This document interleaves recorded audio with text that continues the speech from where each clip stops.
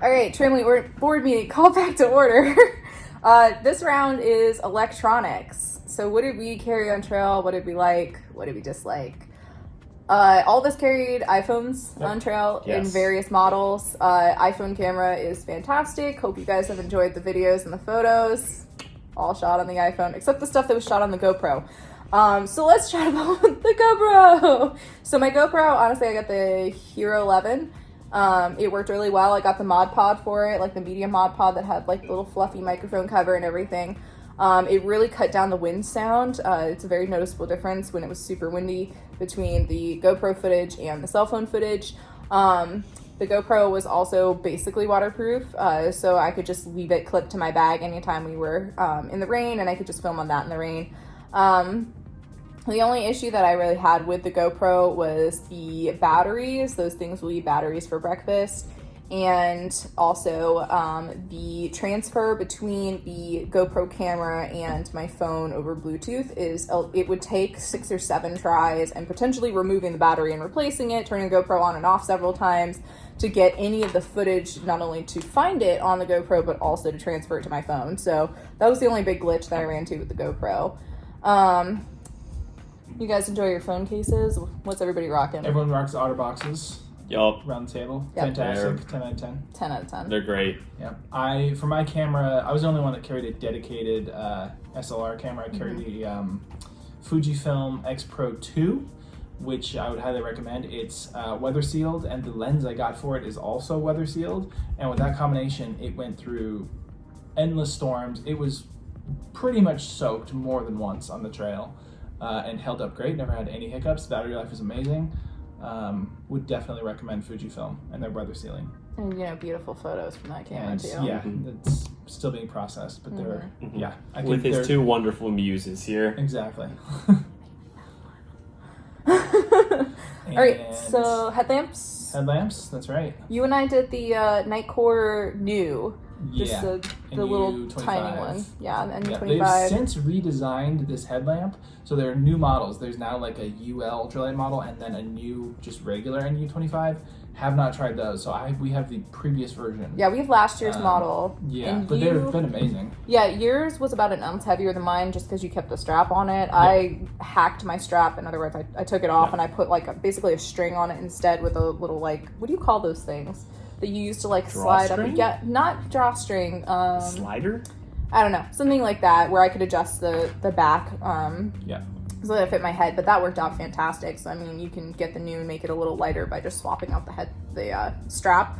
Yep. But dude, those things held charge forever. Oh yeah, it was never awesome. Ran out of battery on those. Yeah, and they had a red light on them. Which, by the way, if you're going on a thru hike or if you're section hiking with a lot of people around, please, for the love of all things, have a red light because the people that had their white lights on turbo mode. No. And the red light people is are trying to easy. sleep. The red light is easy to get to. It's a literally dedicated red light. It's a dedicated button. It's fantastic. It's also easier on your eyes when you wake up at 2 a.m. and you need to grab something or you need to step out of your tent to go to the bathroom or something. Yeah. It is much easier on your eyes. It's not completely blinding and you're not going to wake up every other person who's nearby as you would if you had a white light on.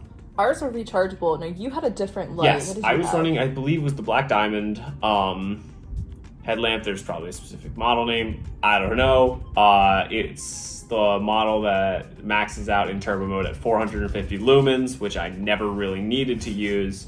But it is heavier, certainly heavier than theirs. Mine ran off of 3 AAA batteries as opposed to theirs, which were rechargeable.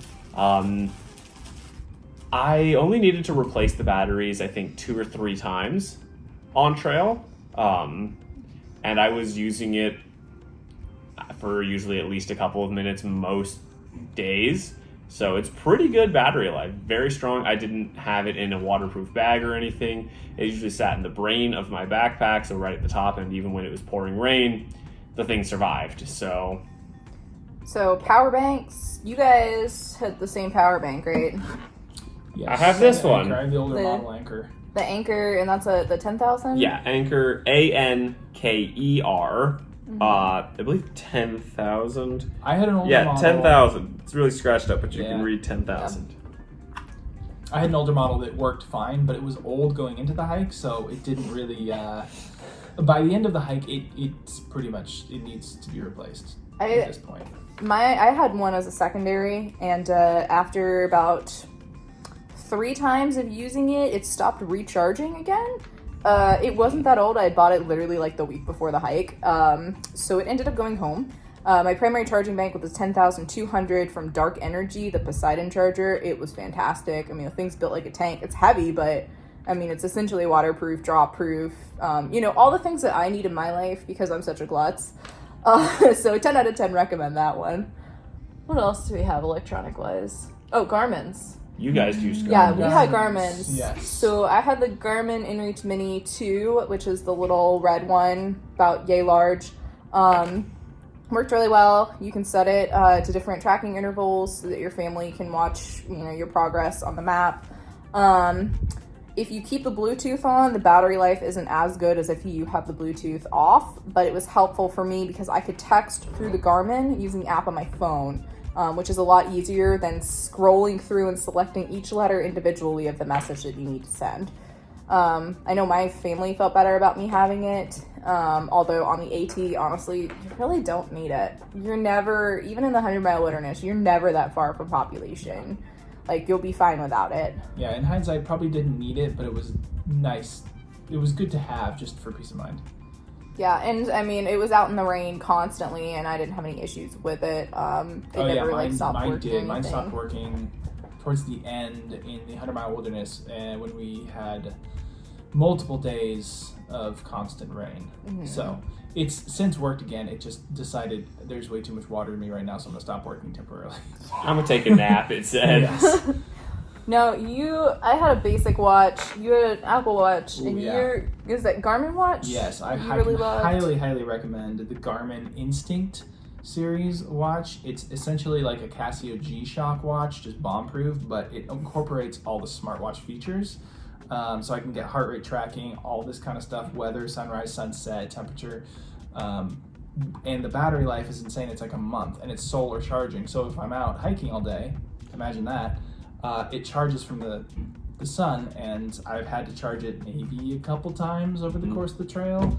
I barely took it off ever. It's been amazing, no issues. Highly recommend. So for me, an Apple Watch, this is a great day hiking watch. It is a much less good through hiking watch. What I had to do in order to get it to last more than a single day normally was set it to low power mode, which shuts down all of the heart rate tracking, it doesn't give you almost any alerts from your phone. It shuts down most of the background app stuff, and fully turn it off, power it off, usually when I got into camp, so around 5 or 6, and then sometimes turn it on an hour or two into the hike the next day, so 10 a.m. the next day, and doing that, I was able to get 3 to maybe 3.5 days out of it if I was lucky. And honestly, all I need from a watch is it to tell time, which this is a very expensive way to do that, and I don't recommend taking your Apple Watch on a thru hike, because also you need to carry the charger for that, so that's extra weight. Yeah. Bro, old school Timex. Go with that. But you had one that broke. I did have one that broke. You literally were smashing it with a hammer. No, okay. So what happened with that was it ran out of battery. I tried to replace the battery myself. I couldn't get the back on it again. Definitely take it to a Walmart jeweler or something, because then you won't destroy your watch trying to replace the battery like I did. But no, it was just because honestly I wear this watch in everyday life every single day, and I think that one was 2 years old and hadn't had the battery changed in forever, so that's why it died, and I got the exact same one as the next watch, so definitely recommend Timex. Also, last thing I want to talk about in the electronics category, unless you guys have anything else, is it's not really an electronic, but it works on your electronics. So it's Far Out, the app Far Out, formerly known as Gut Hooks. Some of you will probably hear it referred to as either way on other hiking videos, but Far Out was amazing. Showed us everything that we needed to know about the trail, helped us plan our days with the topo maps. The only thing it wasn't stellar for was in-town stuff. AWOL was a lot more helpful with that, and they do make an electronic version of the AWOL guide if you don't want to carry the paper version like I did. Snapshot got the electronic version, and PDF. between the two of those, we did great. So 10 out of 10 recommend Far Out. And honestly, the AT map for the amount of content you get wasn't that expensive, at least not. I get it on Black Friday before the year before Yeah. dragging. Mhm. So I did. That's good. And then I mean, it was also really fun for us too to like get to the end of a Far Out section on the map and then be like, it's time to change maps. We hiked really Yeah. far.